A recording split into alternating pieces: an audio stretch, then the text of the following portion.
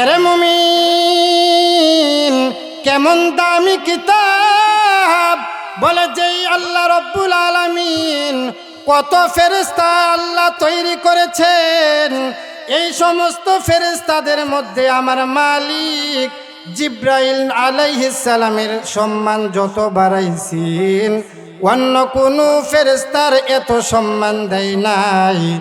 আর জিব্রাইল আলাইহিস সালামকে এত সম্মান দেওয়ার একটাই কারণ, জিব্রাইল আলাইহিস সালাম কোরআন নিয়া আমার আপনার নবীর কাছে আসছেন।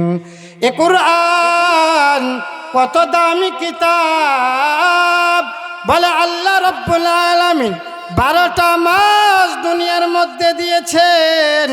12 মাসের মধ্যে রমজানের সম্মান আল্লাহ যত বাড়াইছেন, অন্য কোনো মাসের দাম এত বাড়াই নাই।